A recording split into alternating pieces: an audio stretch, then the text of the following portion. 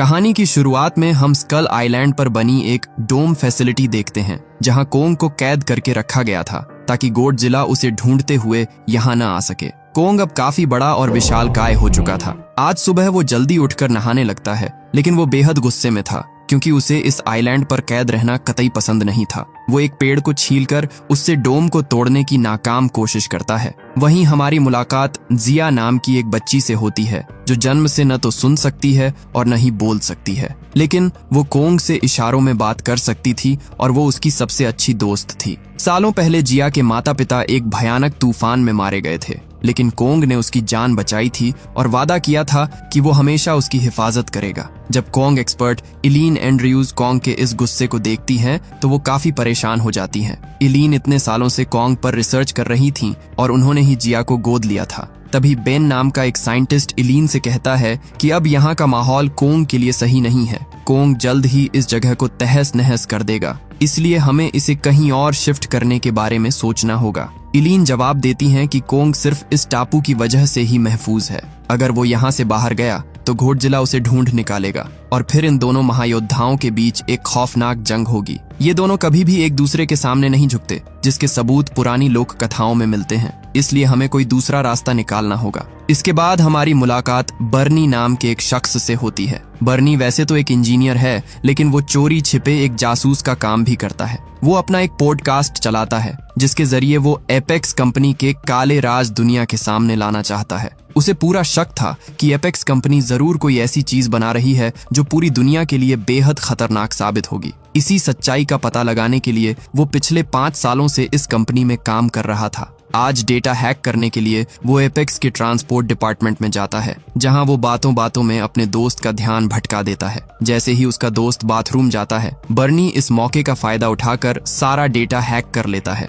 उसे पता चलता है कि एपेक्स कंपनी किसी बहुत बड़े ऑब्जेक्ट को हांगकांग वाले हेडक्वार्टर में शिफ्ट करने वाली है, लेकिन तभी अचानक वहां खतरे का अलार्म बजने लगता है। बर्नी काफी डर जाता है क्योंकि उसे लगता है कि वो पकड़ा गया, लेकिन ये अलार्म बर्नी के लिए नहीं बल्कि गोडजिला के आने का था। तभी समंदर की लहरों को चीरते हुए गोडजिला बाहर निकल आता है और एपेक्स कंपनी की तरफ बढ़ने लगता है। वो रास्ते में आने वाली हर चीज को तबाह करता जा रहा था। लोग अपनी जान बचाने के लिए इधर उधर भागने लगते हैं। किसी को समझ नहीं आ रहा था कि आखिर गोडजिला इंसानों पर हमला क्यों कर रहा है, क्योंकि ये वही टाइटन था जिसने 5 साल पहले लोगों की जान बचाई थी। गोडजिला के हमले की वजह से एपेक्स कंपनी से सभी लोगों को बाहर निकाला जा रहा था। बर्नी भी वहां से भागने की कोशिश करता है। तभी उसे कुछ गार्ड सीक्रेट बंकर की तरफ जाते हुए दिखाई देते हैं। बर्नी भी उनके पीछे हो लेता है, लेकिन गार्ड्स उसे देख लेते हैं और अंदर आने का पास मांगने लगते हैं। तभी अचानक गोडजिला वहां हमला कर देता है और अपनी न्यूक्लियर एटॉमिक ब्रेथ से एपेक्स की उस बिल्डिंग को उड़ा देता है, जिससे वो गार्ड्स वहीं मारे जाते हैं। बर्नी मलबे के बीच से देखता है कि गोडजिला ने पूरी एपेक्स कंपनी को तबाह कर दिया है, लेकिन वहां एक सीक्रेट बंकर के अंदर एक बहुत बड़ी रोबोटिक आंख रखी हुई थी। ये मंजर देखकर वो दंग रह जाता है। अगले दिन हर तरफ ये खबर फैल जाती है कि गोडजिला 3 साल बाद वापस लौट आया है, लेकिन इस बार वो हमारा दोस्त नहीं बल्कि दुश्मन बनकर आया है। एपेक्स कंपनी के सीईओ वोल्टर सिम्स न्यूज पर आकर सबको बताते हैं कि गोडजिला इंसानों के लिए एक बड़ा खतरा है, लेकिन मेरी कंपनी के पास एक ऐसा प्लान है जिससे हम उसे हमेशा के लिए खत्म कर देंगे। वहीं कॉलेज में पढ़ाई करने वाली मेडिसन नाम की एक लड़की भी इस न्यूज को देख रही थी। उसे इस बात पर रत्ती भर भी यकीन नहीं होता कि गोडजिला इंसानों का दुश्मन बन गया है, क्योंकि वो गोडजिला को बहुत अच्छे से जानती थी। एक समय पर गोडजिला ने उसकी और उसकी फैमिली की जान बचाई थी। मेडिसन भी बर्नी का पॉडकास्ट सुना करती थी, जिससे उसे अंदाजा हो गया था कि एपेक्स कंपनी के अंदर जरूर कोई ऐसी चीज मौजूद है जिसकी वजह से गोडजिला ने वहां हमला किया। मेडिसन अपने पिता मार्क रसेल के पास जाती है, जो टाइटन रिलीफ एजेंसी के लिए काम करते थे। मेडिसन उन्हें समझाने की कोशिश करती है और कहती है, पापा, आप माँ के साथ वहीं थे जब गोडजिला ने हमें बचाया था। वो कभी बिना वजह हमला नहीं करता। जरूर एपेक्स कंपनी ने ही उसके साथ कुछ गलत किया है। लेकिन मेडिसन के पिता उसकी बात नहीं मानते। वो उसे समझाते हैं कि जानवर भी इंसानों की तरह बदल जाते हैं और अब गोडजिला बदल चुका है, वो इंसानों को मार रहा है। निराश होकर मेडिसन वापस अपने घर आ जाती है और फिर से बर्नी का ब्रॉडकास्ट सुनने लगती है। जिसमें बर्नी दावा करता है कि एपेक्स कंपनी कोई बहुत बड़ा टाइटन बना रही है। ये बात सुनकर मेडिसन फैसला करती है कि वो बर्नी से मिलकर रहेगी। कहानी आगे बढ़ती है और हमें एपेक्स कंपनी के सीईओ वॉल्टर सिम्स दिखाए जाते हैं, जो डॉक्टर नेथन से मिलने पहुंचते हैं। डॉक्टर नेथन असल में एक जाने माने साइंटिस्ट हैं, जिन्होंने होलो अर्थ पर एक किताब लिखी थी। होलो अर्थ हमारी धरती की गहराइयों में छुपी एक ऐसी रहस्यमयी दुनिया है जहां घोड़जिला और कोंग जैसे विशालकाय टाइटन्स पैदा हुए थे। सालों पहले नेथन का भाई उस दुनिया के अंदर दाखिल हुआ था, लेकिन वो कभी वापस लौटकर नहीं आ पाया। वोल्टर डॉक्टर नेथन की तारीफ करते हुए कहते हैं, आपका होलो अर्थ का कॉन्सेप्ट वाकई बेहद लाजवाब है। इसके बाद वो नेथन को बताते हैं कि गोडजिला ने आज तक बिना किसी वजह के कभी हमला नहीं किया, मगर अब वो इंसानों का दुश्मन बन चुका है, इसीलिए हमें उसे हर हाल में रोकना होगा। वोल्टर डॉक्टर नेथन की मुलाकात अपनी कंपनी के chief technology officer mister rain से करवाते हैं। मिस्टर रेन उन्हें एक मैग्नेटिक इमेज दिखाते हुए समझाते हैं कि हमारी धरती के नीचे समंदर जितना बड़ा एक पूरा इकोसिस्टम मौजूद है। इस होलो अर्थ में एक बेहद ताकतवर और जादुई एनर्जी है, जिसकी बदौलत गोडजिला जैसे टाइटन्स का जन्म होता है। अगर हम किसी तरह उस एनर्जी को ढूंढ लें तो हम एक ऐसा मॉन्स्टर तैयार कर सकते हैं जो गोडजिला का मुकाबला कर सके। दरअसल एपेक्स कंपनी को इस मिशन के लिए डॉक्टर नेथन की जरूरत थी, क्योंकि उन्हें नहीं पता था कि होलो अर्थ के अंदर वो जादुई एनर्जी आखिरकार किस जगह पर मौजूद है। डॉक्टर नेथन इस प्लान को सुनकर कहते हैं कि होलो अर्थ में जाना नामुमकिन है। जब भी कोई इंसान होलो अर्थ के अंदर कदम रखेगा, वो वहां की रिवर्स ग्रेविटी यानी उलटे गुरुत्वाकर्षण के दबाव को झेल नहीं पाएगा और मारा जाएगा। मेरे भाई के साथ भी यही हुआ था, मैंने उसे हमेशा के लिए खो दिया। इस पर वोल्टर उन्हें भरोसा दिलाता है कि उनकी कंपनी ने होलो अर्थ एरियल व्हीकल बना लिया है, जो इस खतरनाक ग्रेविटी का सामना आसानी से कर सकता है। वो नेथन को इस मिशन को लीड करने के लिए मना लेता है। डॉक्टर नेथन अपना प्लान बताते हुए कहते हैं कि अगर इन टाइटन्स को होलो अर्थ से ही ताकत मिलती है, तो हम किसी टाइटन की मदद से ही उस एनर्जी तक पहुंच सकते हैं। इस मिशन के लिए नेथन अपनी पुरानी दोस्त और कोंग एक्सपर्ट डॉक्टर इलीन एंड्रयूज के पास जाते हैं। वो इलीन को समझाते हुए कहते हैं, तुम्हारा हमेशा से मानना रहा है कि स्कल आइलैंड भी होलो अर्थ का ही एक हिस्सा है, जो समय के साथ धरती की सतह पर आ गया। कोंग के पूर्वज भी वहीं से आए थे, इसलिए हम अंटार्कटिका के रास्ते कोंग को होलो अर्थ ले जा सकते हैं, क्योंकि वही उसका असली और पुश्तैनी घर है।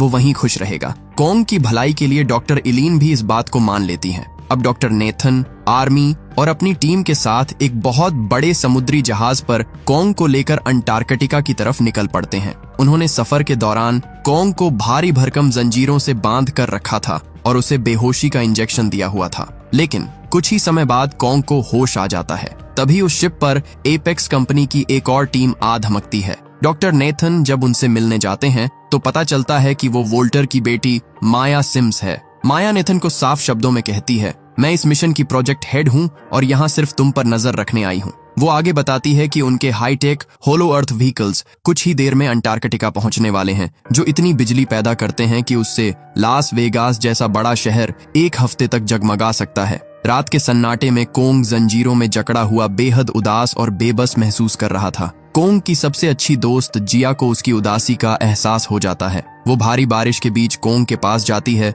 और इशारों में उससे कहती है, हम तुम्हें तुम्हारे घर ले जा रहे हैं। जब डॉक्टर इलीन जिया को वापस लेने वहां पहुंचती हैं, तो वो और वहां मौजूद सभी लोग यह देखकर दंग रह जाते हैं कि जिया और कोंग आपस में इशारों में बात कर रहे हैं। ये बात अब तक इलीन को भी नहीं पता थी। खतरे को भांपते हुए डॉक्टर इलीन आर्मी के हेड को सख्त हिदायत देती है कि जहाज को उन समुद्री रास्तों से बिल्कुल न ले जाया जाए जहां से घोड़जिला गुजरता हो। अगर घोड़जिला को जरा सा भी कोंग की मौजूदगी का एहसास हुआ तो वो उस पर टूट पड़ेगा। ये दोनों ही खुद को इस दुनिया का किंग मानते हैं, इसलिए कोई भी किसी के आगे घुटने नहीं टेकेगा। दूसरी तरफ कहानी फिर से मेडिसन पर आती है। मेडिसन अपने एक दोस्त जोश को चुपके से अपने घर के बाहर बुलाती है और वो दोनों उस पॉडकास्टर और हैकर बर्नी की तलाश में निकल पड़ते हैं। उनके पास बर्नी का कोई अता पता नहीं होता, इसलिए वो शहर की एक दुकान पर जाकर पूछताछ करते हैं। उन्हें पता था कि बर्नी को ब्लीच, एक तरह का केमिकल, बहुत पसंद था। उस दुकानदार की मदद से आखिरकार वो बर्नी के सीक्रेट ठिकाने पर पहुंच जाते हैं। जब मेडिसन और जोश उससे घोड़जिला के हमले के बारे में पूछते हैं तो बर्नी उन्हें एक सुरक्षित रेस्टोरेंट में लेकर जाता है। वहां बर्नी उन्हें एक चौंकाने वाला राज बताता है। वो कहता है, एपेक्स कंपनी पर्दे के पीछे कोई बहुत बड़ी और खौफनाक चीज बना रही है, जिसे वो जल्द ही हांगकांग शिफ्ट करने वाले हैं। गोडजिला को उनका यह खेल पसंद नहीं आया, इसीलिए उसने एपेक्स पर धावा बोलकर उसे तबाह कर दिया। वहीं नन्ही जिया को यह एहसास होता है कि गोडजिला उनके बेहद करीब आ चुका है। तभी अचानक पूरे शिप में खतरे के अलार्म गूंजने लगते हैं। जिया दौड़कर डॉक्टर इलीन के पास जाती है और इशारों में बताती है, गोडजिला आ रहा है। डॉक्टर इलीन बिना समय गवाए कहती है कि गोडजिला का रुख हमारी ही तरफ है, इसलिए हमें कोंग को फौरन आजाद कर देना चाहिए ताकि वो गोडजिला का मुकाबला कर सके और खुद के साथ साथ हम सबकी जान बचा सके। लेकिन डॉक्टर नेथन साफ मना कर देते हैं। उनका मानना था कि अगर इस जंग में कोंग को कुछ हो गया तो उनका पूरा मिशन फेल हो जाएगा। तभी समंदर की लहरों को चीरता हुआ गोडजिला पानी से बाहर आ जाता है। वो रास्ते में एक नेवी शिप को तबाह करते हुए आगे बढ़ रहा था। कोंग को भी उसके आने की आहट मिल चुकी थी, लेकिन जंजीरों में जकड़े होने के कारण वो बेबस होकर जोर जोर से दहाड़ने लगता है। सेना गोडजिला को रोकने के लिए उस पर मिसाइलों से ताबड़तोड़ हमला शुरू कर देती है, लेकिन गोडजिला पर इन मिसाइलों का रत्ती भर भी असर नहीं होता। वो हवा में उड़ते फाइटर जेट्स को तिनके की तरह तबाह करता हुआ कोंग के शिप की तरफ बढ़ने लगता है। कोंग गुस्से से पागल होकर जंजीरें तोड़ने की नाकाम कोशिश करता है। तभी अचानक गोडजिला एक जोरदार टक्कर मारता है और कोंग का पूरा जहाज समंदर में पलट जाता है। हर तरफ चीख पुकार मच जाती है और लोग पानी में डूबने लगते हैं। डॉक्टर नेथन को जब कोई और रास्ता नजर नहीं आता तो वो झटपट कोंग की जंजीरें खोल देते हैं। आजाद होते ही कोंग फौरन उस पलटते हुए शिप को सीधा करता है, क्योंकि उसे पता था कि अंदर उसकी जान यानी जिया मौजूद थी। गोडजिला एक बार फिर पानी से ऊपर आता है। ये देखकर कोंग का गुस्सा 7वें आसमान पर पहुंच जाता है। वो एक शिप से दूसरे शिप पर छलांग लगाता हुआ आखिरी जहाज पर पहुंचता है और गोडजिला पर हमला कर देता है। दोनों महायोद्धा एक दूसरे पर खूंखार वार करते हैं और कोंग नीचे गिर जाता है, लेकिन कोंग हार नहीं मानता। वो फिर उठकर गोडजिला को एक ऐसा मुक्का मारता है कि गोडजिला सीधे समंदर में जा गिरता है। गोडजिला गुस्से में आ जाता है। वो पानी के अंदर से ही अपनी विनाशकारी न्यूक्लियर एटॉमिक ब्रेथ से कोंग पर निशाना साधता है। कोंग खतरे को भांपकर तुरंत पानी में कूद जाता है और वो न्यूक्लियर एनर्जी समंदर की सतह पर एक खौफनाक धमाका करती है। अब असली जंग पानी के अंदर शुरू होती है, लेकिन पानी के भीतर गोडजिला को हराना नामुमकिन था। गोडजिला कोंग को दबोच लेता है और उसे समंदर की अंधी गहराइयों में खींचने लगता है। चूंकि कोंग एक गोरिल्ला है, इसीलिए वो पानी के अंदर सांस नहीं ले सकता और वो तड़पने लगता है। ये मंजर देखकर डॉक्टर इलीन चिल्लाती हैं, हमें कोंग की मदद करनी होगी। सेना तुरंत पानी के अंदर अंडर वाटर बॉम्ब्स, टॉर्पीडोस छोड़ती है। पानी के भीतर एक जबरदस्त धमाका होता है, जिससे गोडजिला की पकड़ ढीली हो जाती है और कोंग किसी तरह अपनी जान बचाकर बाहर आता है। लेकिन काफी देर तक पानी में रहने की वजह से कोंग की हालत बेहद खराब हो चुकी थी। वो अधमरा हो चुका था और अब गोडजिला का सामना करने के काबिल नहीं था। तभी डॉक्टर नेथन को एक तरकीब सूझती है। वो तुरंत ऑर्डर देते हैं, शिप के सारे इंजन, लाइटें और मशीनें बंद कर दो। कोई आवाज नहीं होनी चाहिए। सब कुछ बंद कर दिया जाता है। समंदर में सन्नाटा छा जाता है और गोडजिला को लगता है कि उसके सारे दुश्मन मारे जा चुके हैं और वो वहां से निकल जाता है। गोडजिला के जाने के बाद डॉक्टर इलीन परेशान होकर कहती हैं, अगर हमने दोबारा इंजन चालू किया तो गोडजिला को फिर हमारी मौजूदगी का अंदाजा हो जाएगा और वो लौट आएगा। अब हम आगे कैसे बढ़ेंगे और कोंग को कैसे ले जाएंगे? डॉक्टर नेथन मुस्कुराते हुए कहते हैं, अब हम कोंग को समंदर के रास्ते नहीं बल्कि आसमान के रास्ते उड़ाकर ले जाएंगे। दूसरी तरफ कहानी फिर से मैडिसन, जोश और बर्नी पर आती है। बर्नी उन दोनों को लेकर एपेक्स कंपनी की उस तबाह हुई बिल्डिंग के अंदर घुस जाता है ताकि वो उन्हें वो रोबोटिक आंख दिखा सके जो उसने हमले वाले दिन देखी थी। लेकिन जब वो उस जगह पहुंचते हैं तो वहां से वो आंख गायब होती है। तभी मैडिसन की नजर वहां एक सीक्रेट लिफ्ट पर पड़ती है। जब वो तीनों उस लिफ्ट से नीचे जाते हैं तो वो सीधे जमीन के नीचे 33वें फ्लोर पर पहुंच जाते हैं। वहां का नजारा देखकर उनके होश उड़ जाते हैं। वो एपेक्स कंपनी की एक बेहद हाई टेक और गुप्त लैब थी जहां कई साइंटिस्ट काम कर रहे थे। तभी उन्हें किसी के आने की आहट मिलती है। गार्ड से बचने के लिए वो तीनों भागकर पास ही एक पॉड के अंदर छिप जाते हैं, लेकिन अंदर घुसते ही उसके सारे दरवाजे लॉक हो जाते हैं। वो देखते हैं कि उस मशीन के अंदर बड़े बड़े अजीब से अंडे रखे हुए थे। तभी अचानक मशीन चालू हो जाती है और स्क्रीन पर फ्लैश होता है कि ये गाड़ी हांगकांग जा रही है। इससे पहले कि वो कुछ समझ पाते, वो हाईटेक पॉड एक अंडरग्राउंड टनल में बिजली की रफ्तार से हांगकांग की तरफ दौड़ पड़ता है। कहानी आगे बढ़ती है और हम देखते हैं कि पूरी आर्मी कई हेलीकॉप्टर्स की मदद से कोंग को अंटार्कटिका में मौजूद होलो अर्थ के सीक्रेट गेट के पास ले आती है। वहां जिया कोंग के पास जाती है और उसे इशारों में समझाती है, कोंग, ये होलो अर्थ ही तुम्हारा असली घर है और इस टनल से तुम वहां पहुंच जाओगे। लेकिन कोंग उस अनजान अंधेरी सुरंग में जाने से साफ मना कर देता है। तभी डॉक्टर नेथन इलीन से कहता है कि हमें कोंग को यकीन दिलाना होगा कि होलो अर्थ में उसका अपना परिवार मौजूद है, तभी वो इसके अंदर जाएगा। इलीन उसकी बात मान लेती हैं और जिया से कहती हैं कि नीचे कोंग की फैमिली है। जब जिया यह बात कोंग को बताती है तो कोंग बिना समय गंवाए उस टनल के अंदर चला जाता है। उसके पीछे पीछे नेथन और उनकी पूरी टीम अपनी हाईटेक एंटी ग्रेविटी कारों की मदद से होलो अर्थ की तरफ बढ़ जाती है। कोंग जैसे ही होलो अर्थ में छलांग लगाता है, वहां का नजारा देखकर सबके होश उड़ जाते हैं। वो हमारी पृथ्वी से बिल्कुल अलग एक जादुई और अनोखी दुनिया थी, जहां रिवर्स ग्रेविटी काम कर रही थी। हालांकि वहां का वातावरण बिल्कुल इंसानों के रहने लायक था। उलटी ग्रेविटी की वजह से नेथन और उसके साथियों को जोरदार चक्कर आने लगते हैं, लेकिन उनके हाईटेक व्हीकल्स उन्हें संभाल लेते हैं। वहां का नजारा बेहद खूबसूरत था और हर तरफ अजीबोगरीब जीव जंतु घूम रहे थे। तभी अचानक आसमान से एक बेहद खतरनाक उड़ने वाला मॉन्स्टर वॉरबिट उन पर हमला कर देता है। वो एक एंटी ग्रेविटी कार को पलक झपकते ही तबाह कर देता है और फिर जिया वाली कार की तरफ बढ़ता है। यह देखकर कोंग बीच में आ जाता है और उस उड़ने वाले मॉन्स्टर को हवा में ही दबोच लेता है। दोनों के बीच जबरदस्त लड़ाई होती है और वो मॉन्स्टर अपने विशाल पंखों में कोंग को जकड़ लेता है। कोंग को मुसीबत में देखकर डॉक्टर नेथन अपनी कार से उस मॉन्स्टर पर ताबड़तोड़ फायरिंग शुरू कर देते हैं। फायरिंग से मॉन्स्टर का ध्यान भटक जाता है और इसी मौके का फायदा उठाकर कोंग गुस्से में उस वॉरबिट का सिर धड़ से अलग कर देता है और उसका खून पीने लगता है। इस जंग को जीतने के बाद कोंग तेजी से उस सोर्स ऑफ एनर्जी की तरफ बढ़ने लगता है और बाकी सब भी उसके पीछे हो लेते हैं। दूसरी तरफ मैडिसन, जोश और बर्नी उस अंडरग्राउंड पोर्ट की मदद से हांगकांग पहुंच जाते हैं। वहां पहुंचकर उनके सामने एपेक्स कंपनी का सबसे खौफनाक राज आता है। दरअसल एपेक्स कंपनी ने गॉडजिला को हमेशा के लिए खत्म करने के लिए एक बेहद खतरनाक रोबोटिक गॉडजिला तैयार किया था, जिसका नाम था मेका गॉडजिला। इस लोहे के दानव को रिमोट से कंट्रोल करने वाला कोई और नहीं बल्कि chief technology officer mister rain था। तभी मेका गॉडजिला की ताकत का टेस्ट करने के लिए सीईओ वोल्टर सिम्स वहां एक खूंखार स्कल क्रॉलर को पिंजरे से आजाद कर देता है। मेका गॉडजिला अपनी विनाशकारी लेजर पावर का इस्तेमाल करके उस स्कल क्रॉलर के पल भर में 2 टुकड़े कर देता है, लेकिन तभी अचानक उसकी सारी पावर खत्म हो जाती है। मेका गॉडजिला को लगातार चालू रखने के लिए एक असीमित और बेहद शक्तिशाली एनर्जी की जरूरत थी और वो जादुई एनर्जी सिर्फ और सिर्फ होलो अर्थ में ही मिल सकती थी। यही वजह थी कि वोल्टर ने डॉक्टर नेथन और इलीन को धोखे से होलो अर्थ भेजा था ताकि वो उस एनर्जी का सैंपल ला सकें और मेका गॉडजिला को पूरी तरह एक्टिवेट किया जा सके। यहाँ जैसे ही मेका गॉडजिला को कुछ पलों के लिए एक्टिवेट किया गया था, समंदर में मौजूद असली गॉडजिला को उसकी आहट मिल जाती है। गॉडजिला समझ जाता है कि उसकी गद्दी को चुनौती देने वाला कोई आ चुका है, इसलिए वो पूरी रफ्तार से हांगकांग की तरफ बढ़ने लगता है।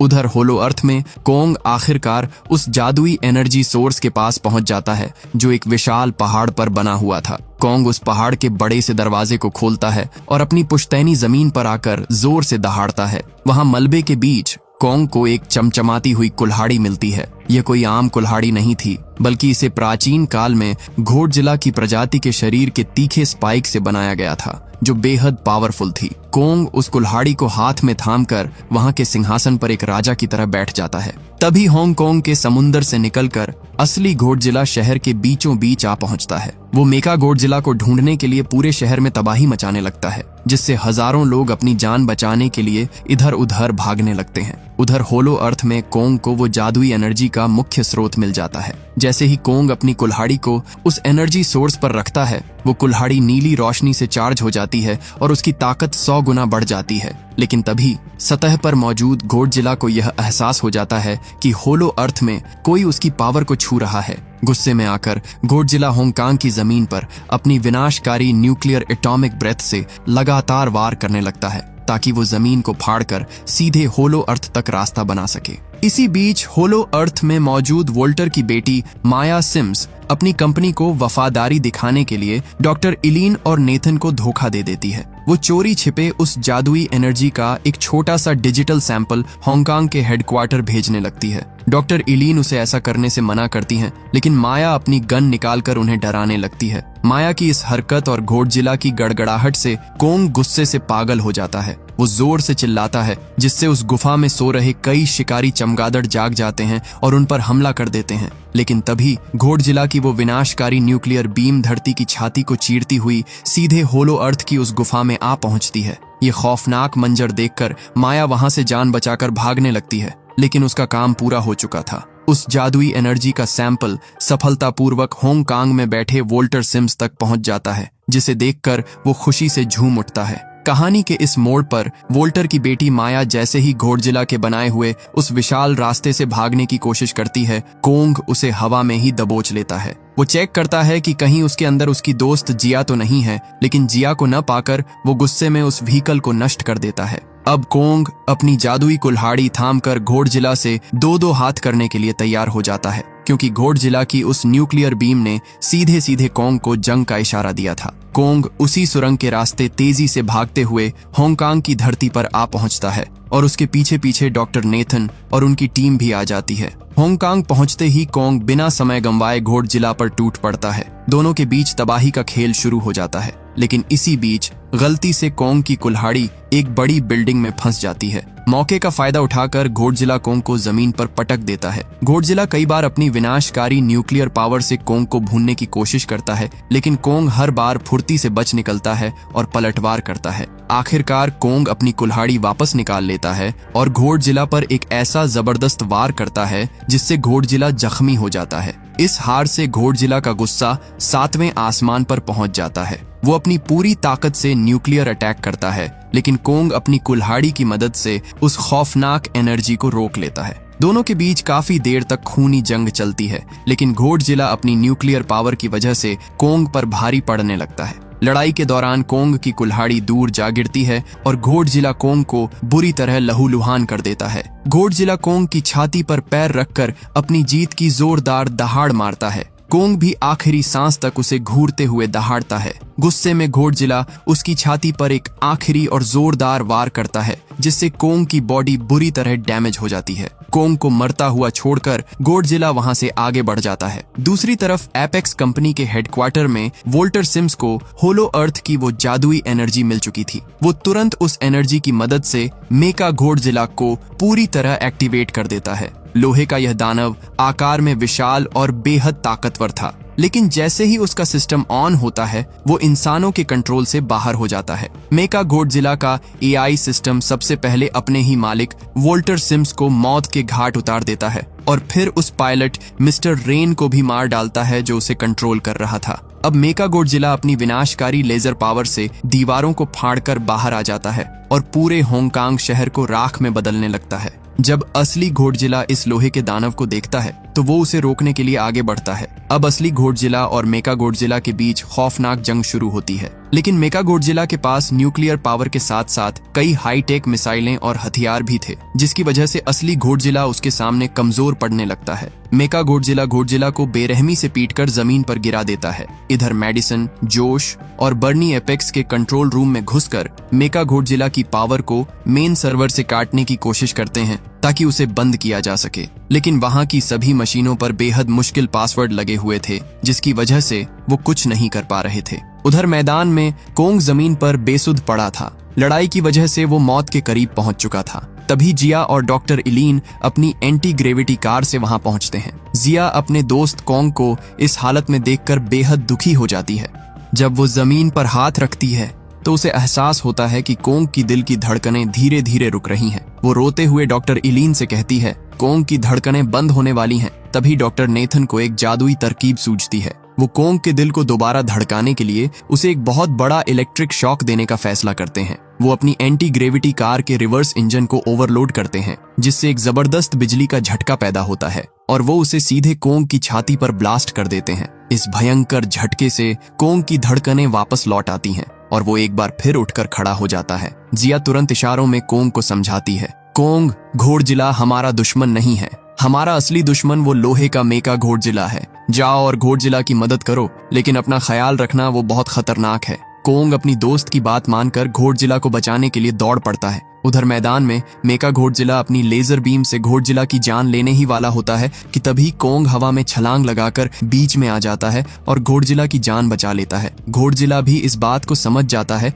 कि वो अकेले इस लोहे के दानव को नहीं हरा सकते, इसलिए दोनों महायोद्धा एक साथ मिलकर मेका घोड़जिला पर धावा बोल देते हैं। लेकिन इसके बावजूद मेका घोड़जिला इतना ताकतवर था कि वो अकेला ही इन दोनों पर भारी पड़ रहा था। तभी कोंग की नजर दूर गिरी अपनी कुल्हाड़ी पर पड़ती है, लेकिन उसकी जादुई पावर अब खत्म हो चुकी थी। कोंग फिर भी उस कुल्हाड़ी को उठाता है और मेका घोड़जिला पर वार करता है। मेका घोड़जिला कोंग को दूर फेंकता है और अपनी नुकीली पूंछ से कोंग का काम तमाम करने ही वाला होता है कि कोंग उसकी पूंछ को दबोच लेता है। दूसरी तरफ कंट्रोल रूम में मैडिसन और जोश से मशीन लॉक होने की वजह से हैक नहीं हो पा रही थी। तभी जोश गुस्से और बौखलाहट में आकर बर्नी की बियर की बोतल को उस मेन कंप्यूटर के ऊपर उड़ेल देता है। बियर गिरते ही कंप्यूटर में शॉर्ट सर्किट होता है और एपेक्स का पूरा सिस्टम कुछ पलों के लिए हैंग हो जाता है। इसकी वजह से मैदान में खड़ा मेका घोड़जिला भी कुछ सेकंड्स के लिए जाम हो जाता है। घोड़जिला इस सुनहरे मौके को हाथ से जाने नहीं देता। वो तुरंत अपनी न्यूक्लियर एटॉमिक ब्रेथ का निशाना सीधे कोंग की कुल्हाड़ी पर लगाता है। घोड़जिला की न्यूक्लियर एनर्जी मिलते ही कोंग की कुल्हाड़ी नीली रोशनी से जगमगा उठती है और सुपर चार्ज हो जाती है। अब कोंग के हाथ में दुनिया का सबसे खतरनाक हथियार था। कोंग गुस्से में दहाड़ता है और अपनी चार्ज्ड कुल्हाड़ी से मेका घोड़जिला के हाथ, पैर और पूंछ को एक एक करके गाजर मूली की तरह काट देता है और आखिर में वो दोनों हाथों से मेका घोड़जिला की गर्दन मरोड़कर उसका सिर धड़ से अलग कर देता है। मेका घोड़जिला का हमेशा के लिए खात्मा हो जाता है। थका हुआ कोंग वहीं मलबे पर बैठ जाता है। शहर में अब सब कुछ शांत हो चुका था। तभी अचानक घोड़जिला दोबारा खड़ा होता है। घोड़जिला को खड़ा देख कोंग भी अपनी कुल्हाड़ी उठाकर युद्ध के लिए तैयार हो जाता है। दोनों एक दूसरे की आंखों में देखते हैं। दोनों के दिलों में अब एक दूसरे के लिए इज्जत थी। वो समझ जाते हैं कि इस दुनिया को दोनों की जरूरत है। घोड़जिला अपनी कुल्हाड़ी नीचे रखने के लिए कोंग का शुक्रिया अदा करता है और चुपचाप समंदर की गहराइयों में वापस लौट जाता है जहां से वो आया था। कहानी के अंत में हमें कुछ समय बाद का मंजर दिखाया जाता है। कोंग अब अपने असली घर यानी होलो अर्थ में वापस लौट चुका है, जहां वो वहां की विशाल सल्तनत का अकेला और सच्चा किंग बनकर राज कर रहा है। वहीं डॉक्टर नेथन, डॉक्टर इलीन और नन्ही जिया भी हमेशा के लिए होलो अर्थ में ही कोंग के साथ रहने लगते हैं।